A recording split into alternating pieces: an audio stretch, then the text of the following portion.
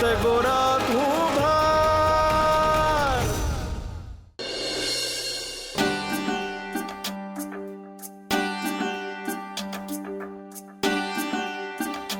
પછી શું થયું માં? પછી શંકર ભગવાને ગણેશજી અને કાર્તિકેય બે ભાઈઓને કહ્યું કે જે સૌથી પહેલા 64 તીરથની પ્રદક્ષિણા કરી લે ને એ જ મોટું. ને પછી તો કાર્તિકેયજી એમના મોર પર બેહીને ફટાફટ 64 તીરથની પ્રદક્ષિણા કરવા નીકળી ગયા. તો ગણપતિ બાપ્પા તો જાદા છે, તો એ ફટાફટ નહીં આવી શક્યા હોય. તો હું ગણપતિ બાપ્પા હારી ગયા?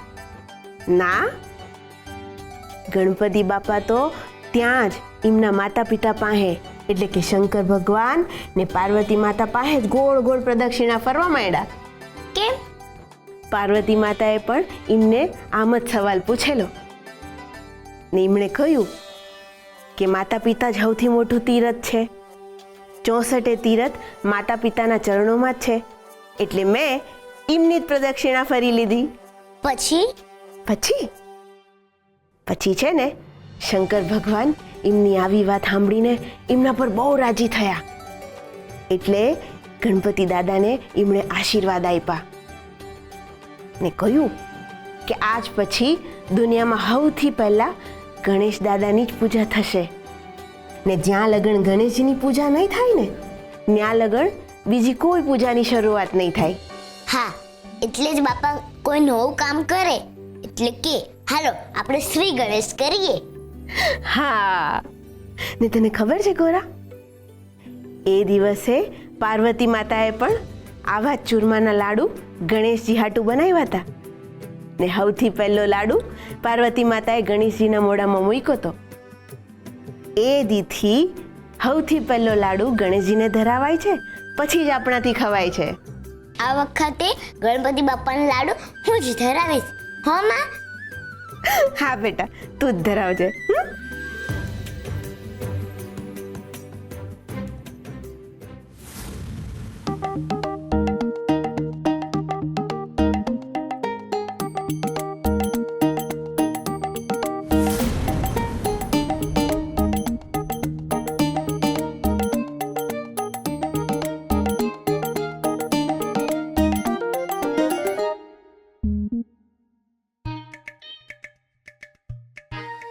આ વળી કોણ છે?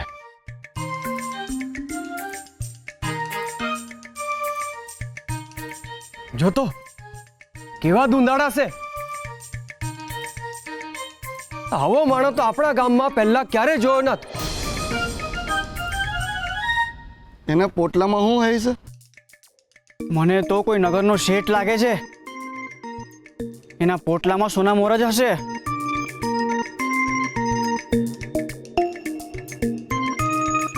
હા, શું મારા લાડુ ક્યાં ગાયબ થઈ ગયા?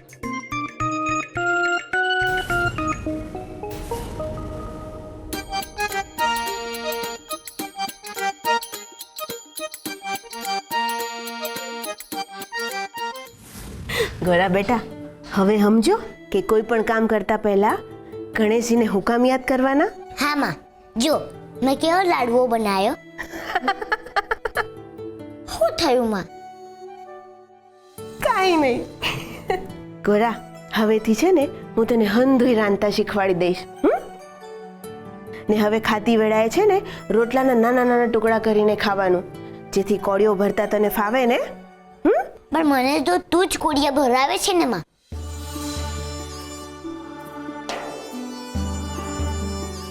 કે મૃત્યુ તો નિશ્ચિત જ છે, પછી એ માણાનું હોય કે માધવનું. મૃત્યુ મૃત્યુ મૃત્યુ.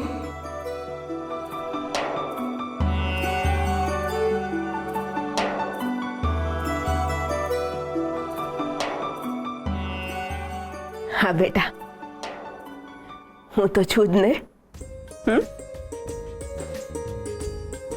લે બેટા, લાડુ ખા. ના માં, તું ભૂલી ગઈ? હું તે તો મને કીધું હતું કે આપણે પેલા ગણપતિ બાપાને ધરાવવાનું, પછી આપણે ખાવાનું. હા, હું ભૂલી ગઈ. સારું, તું એ બે, હું થાળ લેતી આવું. હા.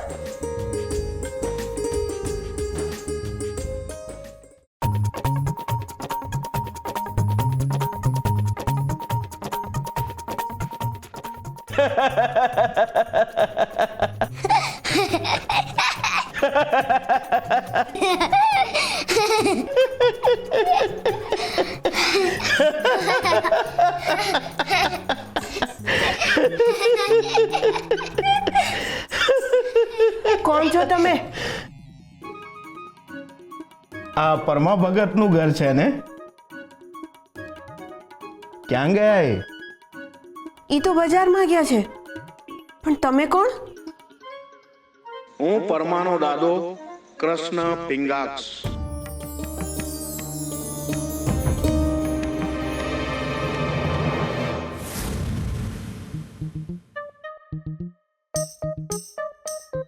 લો.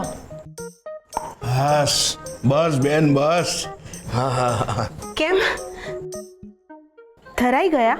અરે હોતું હશે, એ પણ આટલી જલ્દી? હજી તો ધીરે ધીરે મારી ભૂખ ખુલશે.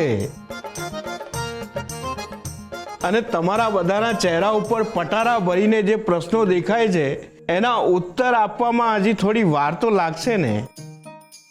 અને તમારા જવાબ આપ્યા પછી મને ફરીથી ભૂખ લાગશે. હા, ને સૌથી પહેલો ખબર હું જ પૂછીશ. અરે આવો આવો મહોદય આવો. હા મહોદય, હવે પૂછો તમારે શું પૂછવું છે? તમારું આ પેટ છે કે પીપળું?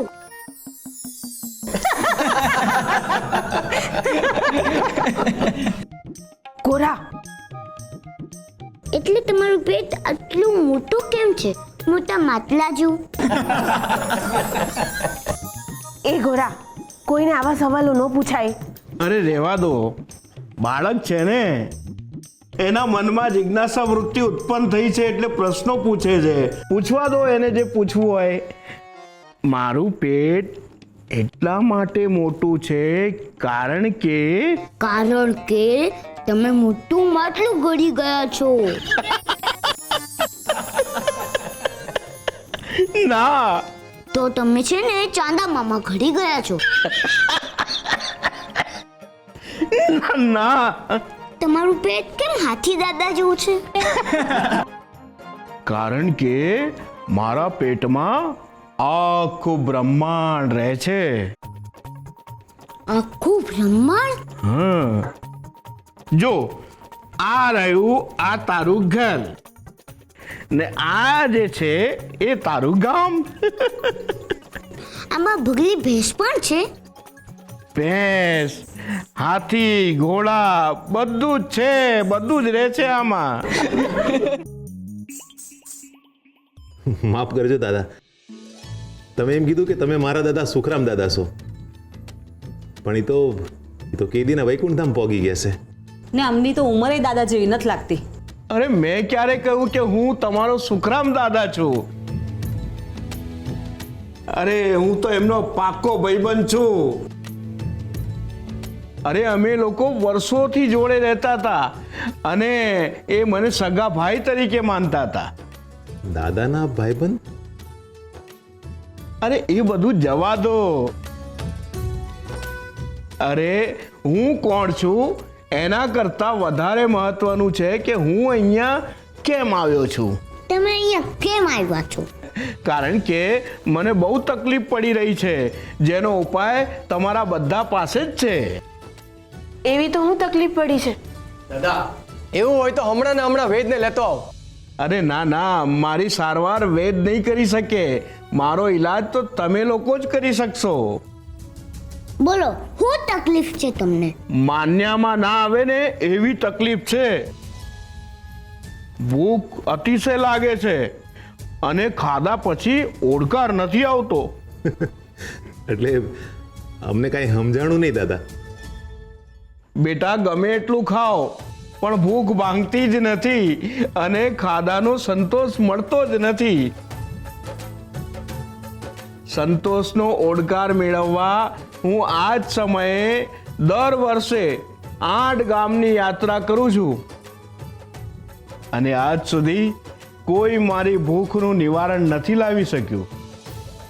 હા, પણ જે ગામવાળા થકી મને સંતોષનો ઓડકાર મળશે એને આ ભેટ હું આપીશ.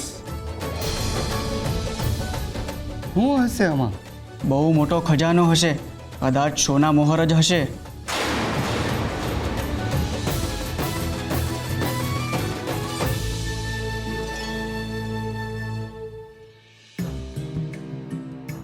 ભેટ આ પેટીની અંદર છે. શું છે આ પેટીમાં? બહુ જ મૂલ્યવાન વસ્તુ છે, પણ જે મને મારો ઓડકાર લાવી આપશે એને જ આ ભેટ દેખાડીશ પણ અને આપીશ પણ. હું તમારો ઓળકાર લાવી આપીશ. બોલો, શું ભાવે છે તમને? ચક્રીબેન, એમાં પૂછવાનું ન હોય. દાદા, તમે મારે ત્યાં હાલો, હંધુ એ તૈયાર જ છે. તમારું મન કરે ને એ તમે જમજો. તમારો ઓળકાર છે ને ફટાક દઈને બહાર આવી જાય. ના ના, મારી અહીંયા હાલો, લાડવા તૈયાર જ છે, ધરાઈને જમજો. ના દાદા, તમે અહીંયા જ બેસો, હું પકવાન અહીંયા લઈ આવું. ઓળકાર હા તેલી તમારી પાસે આવશે. ના ના, મારે અહીંયા આવશે. મારે અહીંયા બહુ સારું છે. સાંભળો સાંભળો સાંભળો ભાઈઓ અને બહેનો, સાંભળો. આમ ઉતાવળે આંબા ના પાકે, બધાને સમાન તક મળશે. ભગત, મેં સાંભળ્યું છે કે આ ગામમાં કૃષ્ણનું મંદિર પણ છે. હા દાદા.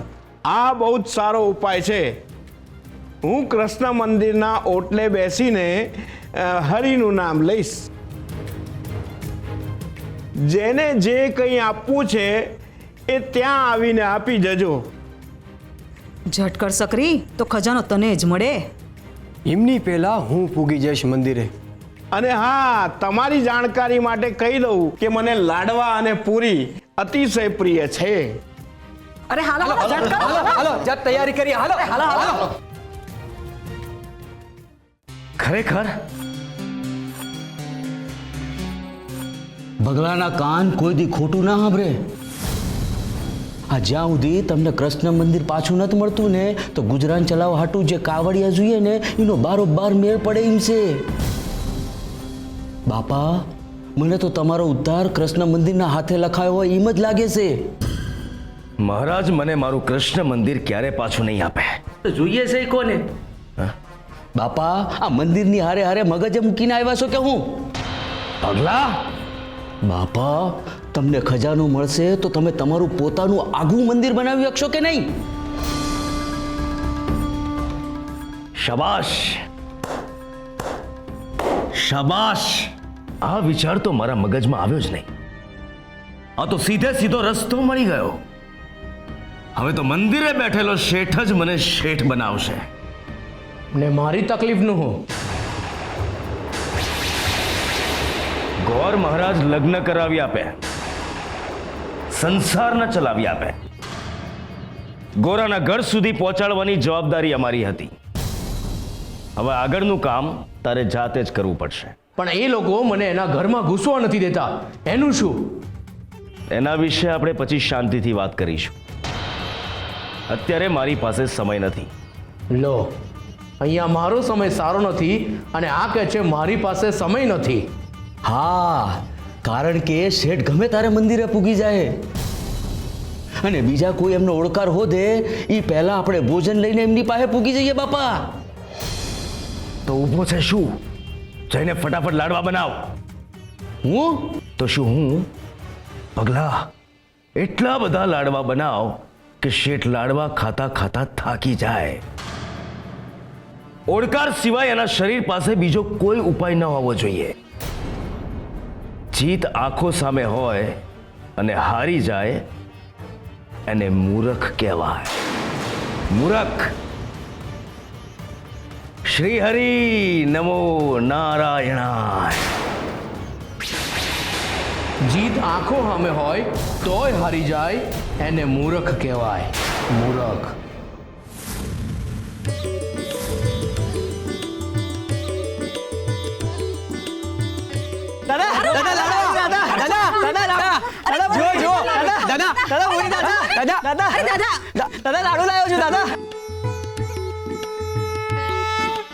જય શ્રી કૃષ્ણ. આ મંદિરમાં તમારું ભાવભીનું સ્વાગત છે કૃષ્ણ પિંગાક્ષ. મારી મદદ કરવા માટે હું તમારો હૃદયપૂર્વક આભાર માનું છું. આભાર તો મારે તમારો માનવો જોઈએ ત્રિભુવનનાથ. આપે મને આપની સેવાને યોગ્ય ગણ્યો. કૃષ્ણ પિંગાક્ષ, ગોરાના જીવનમાંથી ઉંદર અને સર્પને દૂર કરવા સિવાય પણ એક ચિંતા મને વ્યથિત કરી રહી છે. આપની ચિંતા એ મારી ચિંતા છે. આપ આજ્ઞા કરો પ્રભુ. ગોરા મારો ભક્ત જ નહીં, ભાઈબંધ પણ છે. દેવીના મૃત્યુની ભવિષ્યવાણી હું એને કેવી રીતે કહું, એ જ અસમંજસમાં છું કૃષ્ણ પિંગાક્ષ. પ્રભુ, ગોરાને તમારા પ્રત્યે અખૂટ શ્રદ્ધા છે. તમારી સાથે એનો સંબંધ ખૂબ અલૌકિક છે. તમારા વચનને ગોરા ક્યારેય નહીં ઉથાપે. ગોરાની મારા પરની શ્રદ્ધાને લીધે જ હું એને કંઈ કહી નથી શકતો. પરંતુ તમે તો બુદ્ધિના દેવતા છો, ગણપતિ છો, વિઘ્નહર્તા છો. એટલે મને લાગે છે કે ગોરાના મનમાં દેવીના મૃત્યુના અણસારના બીજ તમે જ રોપો. જે રીતે કોઈ પણ શુભ કાર્યની શરૂઆતમાં સર્વપ્રથમ તમે જ પૂજાઓ છો, એ જ રીતે હવે ગોરાનો એ સમય આવી ગયો છે જ્યાં હવે એક સાચા ભક્ત થવા માટે એના જીવનમાં પરીક્ષાનો પ્રારંભ થશે. એની પીડાદાયક પણ શુભ શરૂઆત તમે જ કરો ગજાનંદ. આપની આજ્ઞા એ મારું કર્તવ્ય પ્રભુ. જય શ્રી કૃષ્ણ. જય શ્રી ગણેશાય નમઃ. શેઠ, જય શ્રી કૃષ્ણ. જય શ્રી કૃષ્ણ. બહાર મેદની જામી છે. લોકો તમને જમાડવા આવી ગયા છે, તો આપ બેસો અને પહેલા જમી લો. પરંતુ આ શુભ શરૂઆત હું કૃષ્ણના પ્રસાદથી કરવા માંગુ છું.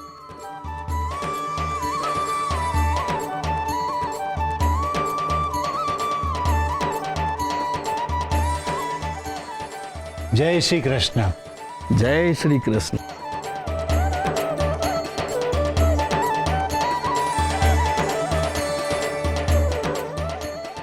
દાદા, ઉભા રહો. તમે મારા ભાઈબંધ હારે વાત કરી? હા, તમારા ભાઈબંધ હારે વાત કરી. તમારા ભાઈબંધ એ મારા પણ ભાઈબંધ છે. તો આપણે બે ભાઈબંધ જ થઈ ગયા કહેવાય ને.